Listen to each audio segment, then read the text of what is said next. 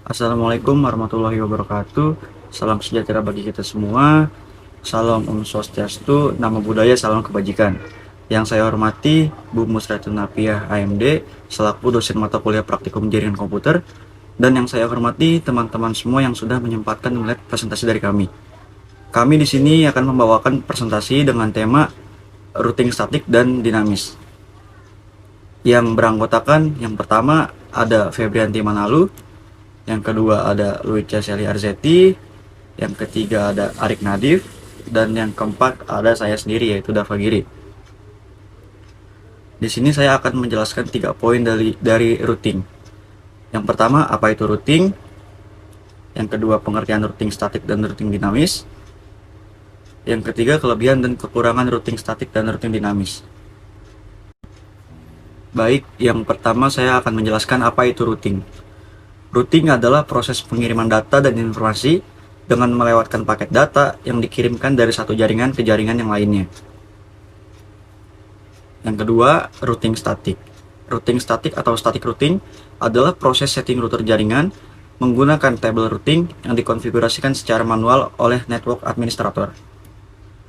Lalu, routing dinamis atau OSPF, Open Shortest Path First, adalah sebuah protokol routing yang mampu menjaga, mengatur, dan mendistribusikan informasi routing antar network mengikuti setiap perubahan jaringan secara dinamis. Lalu selanjutnya akan dibawakan oleh teman saya, Nadif. Silakan. Baik, di sini saya akan jelaskan dari kelebihan dan kekurangan routing statik dan routing dinamis atau OSPF. Yang pertama di sini saya akan menjelaskan kelebihan dari routing statik. Yang pertama itu meringankan kinerja dari prosesor router karena pemrosesan sudah tersebar pada setiap router. Yang kedua, menghemat bandwidth karena tidak ada bandwidth yang terhubung saat terjadi pertukaran paket. Yang ketiga, memperoleh informasi dari isi tabel routing pada saat terjadi proses tukar-menukar paket.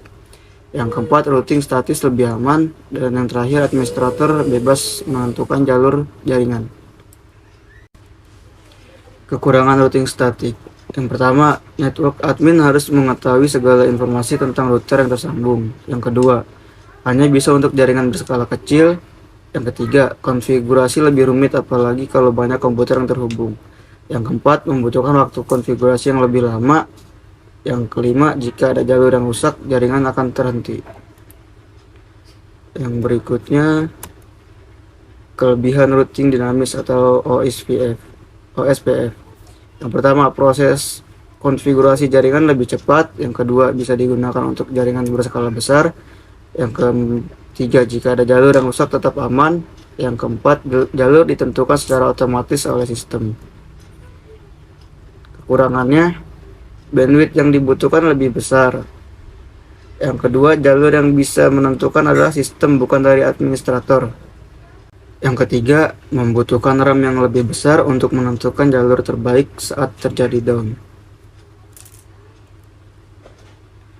Selanjutnya akan dicoba jalankan oleh teman kita Febrianti dan Ica melalui VirtualBox.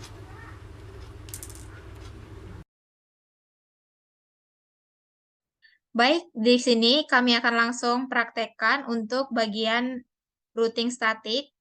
Yang pertama kita running dulu 2 mikrotik. Ini yang 1, ini 2, kita langsung running aja. Dan kita juga running Windows XP-nya, kita aktifkan 2 Windows XP. Tapi kita close dulu ininya, minimize. Kita buka langsung mikrotik satunya. Yang pertama kita lakukan itu kita ganti dulu untuk hostname-nya. Kita masuk ke sistem, identity, set name. Kita ganti jadi R1. Begitu juga kita ubah untuk mikrotik 2-nya.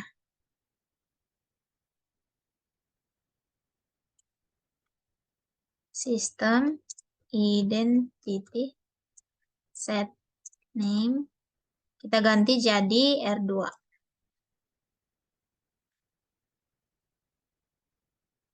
Kita masuk ke R1-nya. Untuk tahap pertama itu, kita akan mengaktifkan adapter satunya menjadi host only adapter 2-nya internal network, adapter 3-nya juga internal network, kita atur pengaturannya dulu. Di mikrotik 2-nya juga kita aktifkan 2 adapter. Yang pertama kita aktifkannya adapter satunya internal network, dan adapter 2-nya kita aktifkan juga sebagai internal network. Untuk konfigurasi pertama itu, kita langsung setting IP untuk Ether 2-nya. Kita ketik IP address sama dengan 192.168.10.1/24. Kita masukkan di interface 1. Kita masukkan di interface Ether 2. Enter. Selanjutnya kita setting IP untuk Ether 3-nya. IP address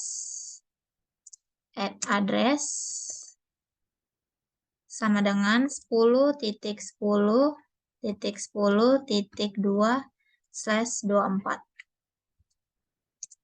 Kita masukkan di interface Ether 3.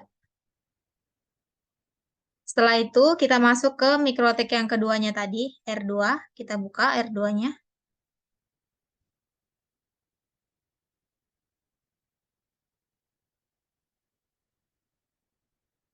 Kita setting juga IP-nya untuk Ether 1. IP address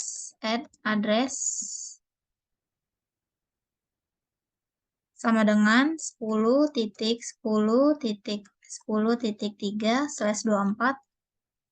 Kita masukkan di interface Ether 1. Kita masukkan juga untuk setting IP Ether 2-nya. IP address sama dengan 192.168.20.1/24. Interface Ether 2. Selanjutnya, setelah IP masing-masing adapternya tersetting, kita lanjutkan untuk setting IP DST address yang dituju ketika dari XP1 agar terhubung ke XP2. Yang pertama kita masuk dulu ke R1-nya tadi, kita balik ke R1-nya.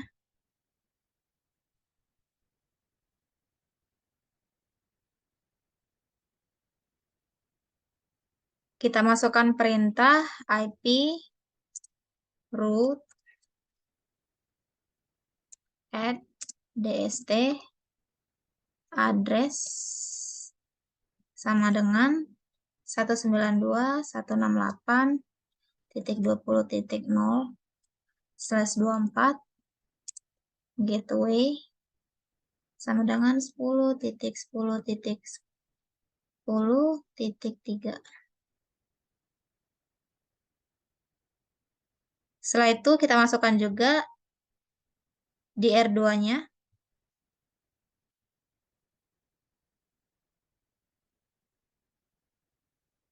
IP root add DST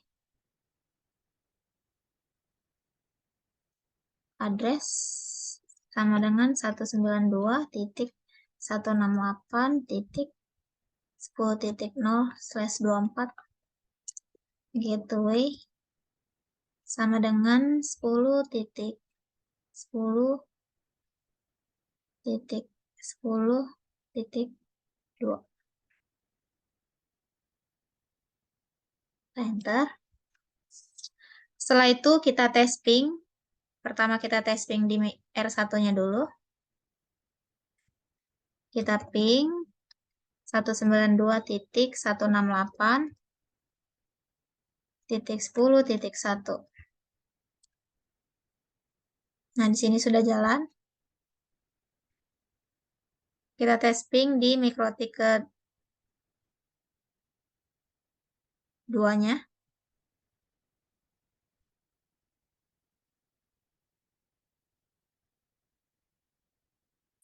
Ping 192.168.20.1. Ya, di sini sudah jalan. Oke, cukup sekian dari saya. Selanjutnya akan dilanjutkan oleh teman saya. Baik, di sini saya akan melanjutkan konfigurasi dari Febrianti. Di sini kita langsung masuk ke Windows XP-nya. Lalu ke control panel, kita masukkan IP yang tadi sudah dikonfigurasikan di routernya. Di sini kita berada di XP pertama. XP pertama. Kita masuk ke properties. TCP IP, use the following IP address-nya. Kita masukkan IP address-nya, yaitu 192.168.10.100. Selanjutnya, subnet mask-nya. Selanjutnya, default gateway-nya 192.168. Terus titik 10.1. Selanjutnya di sini DNS-nya yaitu 192.168.10.1. Kita klik OK. Oke. Tunggu, kita close. Selanjutnya kita ke XP keduanya. Sama seperti tadi, kita ke control panel-nya, kita masukkan IP-nya lagi.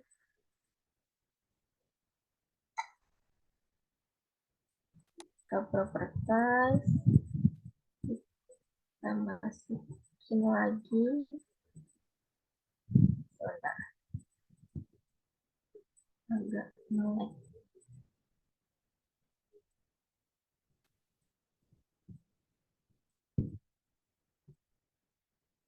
Oke, kita use lagi 192.168, belum.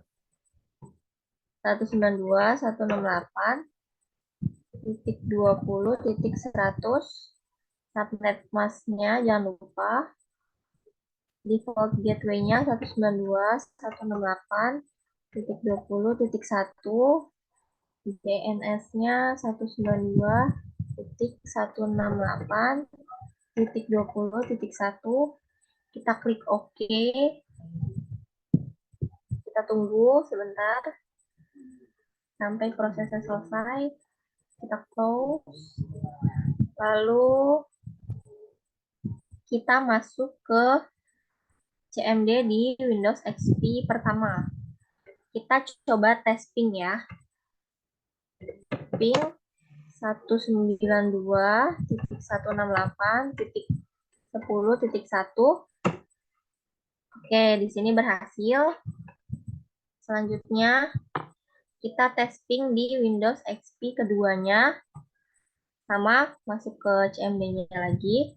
Kita ping 192.168.20.1. Oke, di sini berhasil, berarti konfigurasi yang telah kita lakukan itu telah berhasil. Baik, di sini saya akan melanjutkan untuk langkah konfigurasi OSPF-nya. Untuk langkah pertamanya itu, kita harus install dulu Mikrotik OS sebanyak 3 router, dan kita install juga sebanyak 2 PC. Kita buka masing-masing Mikrotiknya, 1, 2, dan 3. Dan kita buka juga PC-nya sebanyak 2. Kita running Mikrotiknya.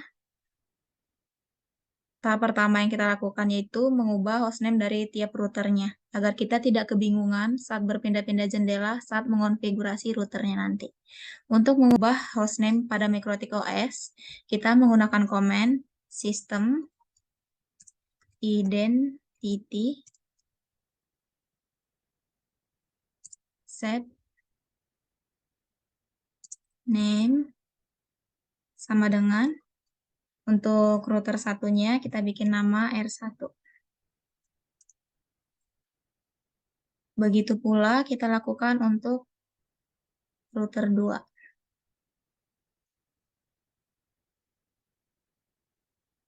Kita ketik saja sistem identity set name. Di router 2 kita bikin nama R2. Begitu pula di router 3.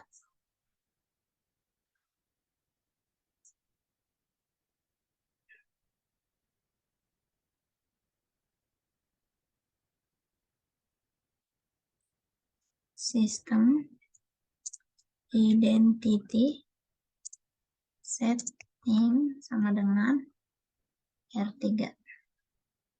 Kita enter.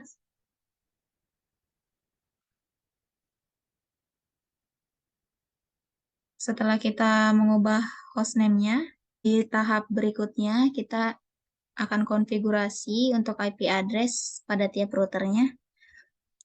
Di sini kita langsung konfigurasi di R1. Kita masukkan IP address.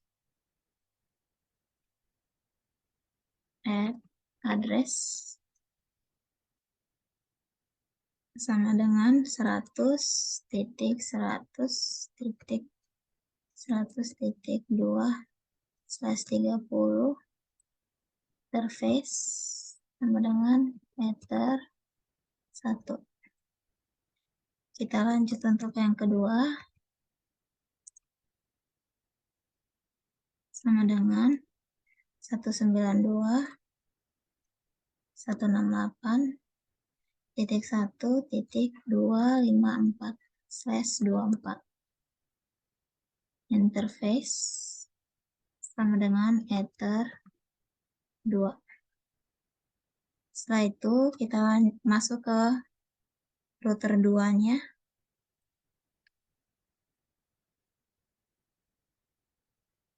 Kita input juga IP address sama dengan 100.100.1/30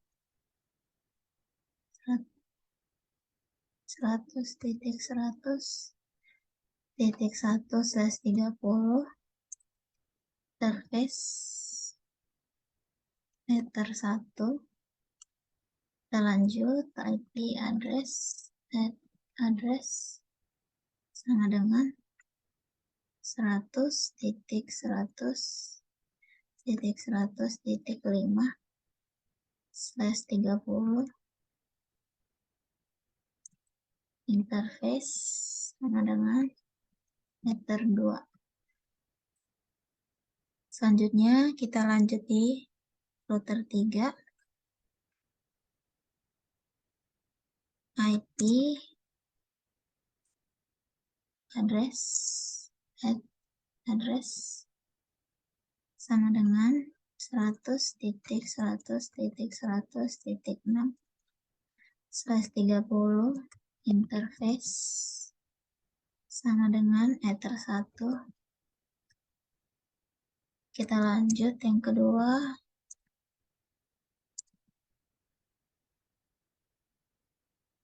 Atau 92.168.2.254/24 interface sama dengan ether 2.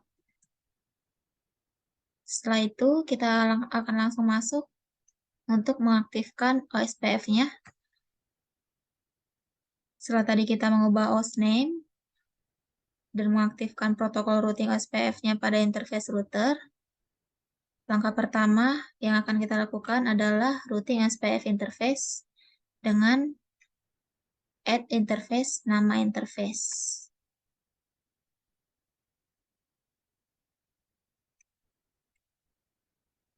Di sini kita akan langsung input saja di R1-nya dulu. Kita masuk ke R1.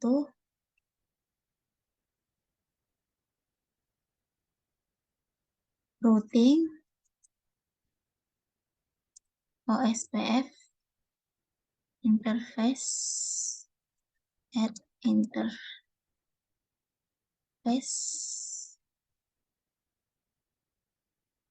sama dengan ether 1.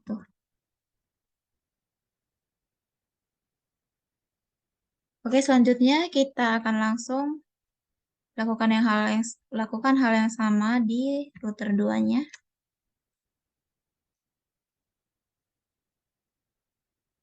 Pada router 2 juga kita routing OSPF interface add interface sama dengan ether 1.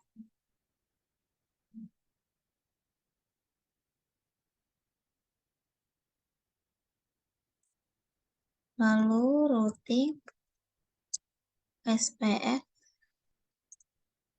interface add interface sama dengan ether 2. Setelah itu kita lanjut ke router 3. Pada router 3 routing OSPF interface add interface sama dengan ether 1.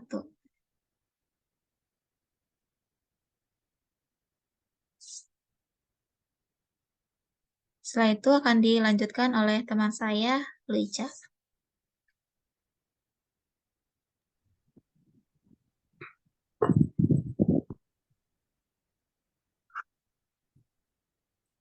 Di sini saya akan melanjutkan konfigurasi dari Febrianti. Selanjutnya di sini ada konfigurasi router ID yang berfungsi sebagai identitas ketika router-router OSPF ini mengirimkan paket. Kita langsung masuk saja ke konfigurasinya. Yang pertama di R1 yaitu routing OSPF instance set default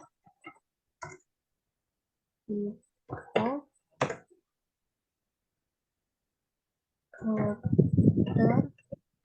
ID 1.1.1.1 karena ini di router 1. Oke, selanjutnya di router 2 in OSPF instance set default router 2.2.2.2. Selanjutnya di router 3 routing OSPF instance set default router 3.3.3.3. Oke. Selanjutnya kita akan masuk ke mengakses networknya. Yang pertama di router 1 kita langsung masuk konfigurasinya yaitu routing OSPF network 100.100.0/30 area backbone. Selanjutnya routing OSPF network ini sama, bedanya hanya IP-nya saja. Nomor 1.0/24 area backbone.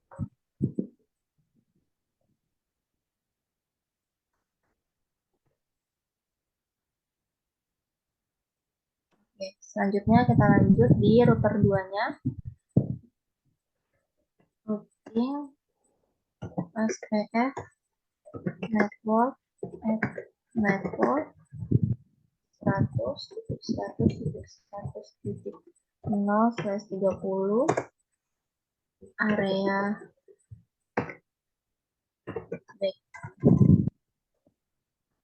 backbone. Selanjutnya masih sama 100.100.4 area backbone juga. Selanjutnya kita pindah ke router 3. Routing OSPF network yaitu 100.100.100.4/30 area backbone. Selanjutnya 192.168.2.0/24. Oke. Sudah selesai. Di sini konfigurasinya sudah selesai.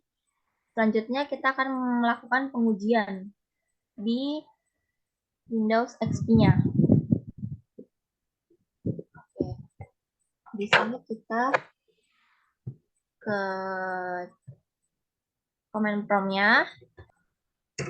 Oke, di sini kita akan ping IP XP2-nya ping 192.168.2.1. Oke. Di sini sudah jelas ya, reply from 192.168.2.1. Jadi konfigurasinya tandanya berhasil. Kita juga di sini bisa cek dari router, dari tiap routernya. Di router 1 IP ADPR-nya di sini ada. Selanjutnya di router 2 ada juga. Selanjutnya di router 3 ada juga. Sekian penjelasan dari kami untuk konfigurasi OSPF. Kurang lebihnya mohon maaf. Terima kasih. Selanjutnya saya serahkan kepada moderator.